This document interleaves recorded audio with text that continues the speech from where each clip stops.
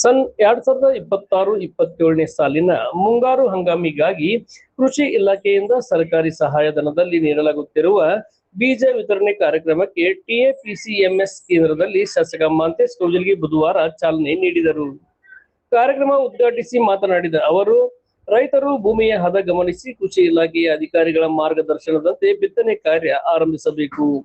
ಬೈಲಹೊಂಗಲ ಹೋಬಳಿಯಲ್ಲಿ ವಿವಿಧ ಪಿಕೆಪಿಎಸ್ ಸಂಸ್ಥೆಗಳ ಮೂಲಕ ಒಟ್ಟು 14 ಬೀಜ ವಿತರಣಾ ಕೇಂದ್ರಗಳನ್ನು ತೆರೆಯಲಾಗಿದ್ದು, ಅಗತ್ಯಕ್ಕೆ ತಕ್ಕಂತೆ ಬೀಜ ದಾಸ್ತಾನ ಲಭ್ಯವಿದೆ. ರೈತರು ಅಗತ್ಯ ದಾಖಲೆಗಳನ್ನು ಸಲ್ಲಿಸಿ ತಮ್ಮ ಬೆಳೆಗೆ ಅನುಗುಣವಾದ ಬೀಜಗಳನ್ನು ಪಡೆದು ಯೋಜನೆಯ ಸದುಪಯೋಗ ಪಡೆದುಕೊಳ್ಳಬೇಕೆಂದು ತಿಳಿಸಿದರು.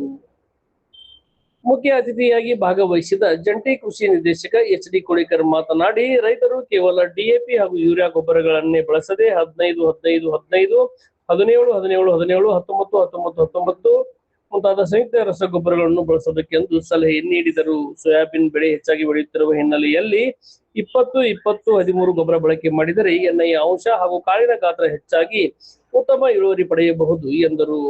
ರಾಸಾಯನಿಕ ಗೊಬ್ಬರ ಬಳಕೆಯನ್ನು ಕಡಿಮೆ ಮಾಡಿ ಜೈವಿಕ ಗೊಬ್ಬರಗಳಿಂದ ಬೀಜೋಪಚಾರ ಮಾಡಿದರೆ ಬೇಸಾಯ ವೆಚ್ಚ ಕಡಿಮೆಯಾಗುತ್ತದೆ ಎಂದು ತಿಳಿಸಿದರು. ನ್ಯಾನೋ ಡಿಎಪಿ ಮತ್ತು ನ್ಯಾನೋ ಯೂರಿಯಾ ಬಳಕೆಯಿಂದ ವೆಚ್ಚ ಕಡಿಮೆಯಾಗುವುದರ ಜೊತೆಗೆ ಪರಿಸರದ ಮೇಲೆ ದುಷ್ಪರಿಣಾಮವು ತಗ್ಗುತ್ತದೆ ಎಂದು ತಿಳಿಸಿದರು. ಉಪ ಕೃಷಿ ನಿರ್ದೇಶಕ ಸಲೀಂ ಸಂಗತ್ರಾಸ್ ಮಾತನಾಡಿ, ರೈತರು ಭೂಮಿಯ ಹದ ಗಮನಿಸಿ ಬಿತ್ತನೆ ಮಾಡಬೇಕು. ಸೋಯಾಬೀನ್ ಬೀಜವನ್ನು 2 ಇಂಚಿಗಿಂತ ಹೆಚ್ಚು ಆಳದಲ್ಲಿ ಬಿತ್ತಿದರೆ ಮೊಳಕೆ ಪ್ರಮಾಣ ಕಡಿಮೆಯಾಗುವ ಸಾಧ್ಯತೆ ಇದೆ ಎಂದರು. ಬೀಜದ ದುರುಪಯೋಗ ತಡೆಯಲು QR ಕೋಡ್ ವ್ಯವಸ್ಥೆ ಮೂಲಕ ಬೀಜ ವಿತರಣೆಯನ್ನು ಮಾಡಲಾಗುತ್ತಿದ್ದು, ಇದರಿಂದ ಅವಶ್ಯಕತೆ ಇರುವ ರೈತರಿಗೆ ಸಮರ್ಪಕವಾಗಿ ಬೀಜ ವಿತರಿಸಲು ಅನುಕೂಲವಾಗುತ್ತದೆ ಎಂದು ತಿಳಿಸಿದರು.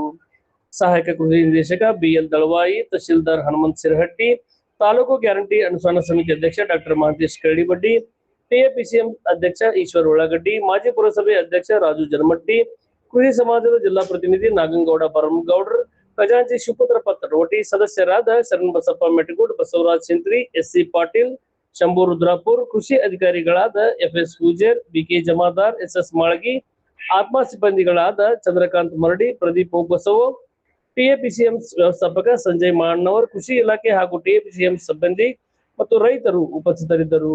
ಕೃಷಿ ಅಧಿಕಾರಿ MS ಬಿಸುಗುಪ್ಪಿ ನಿರೂಪಿಸಿದರು. ಯಮನಪ್ಪ ಮಾದಿಗರ್ ವಂದಿಸಿದರು.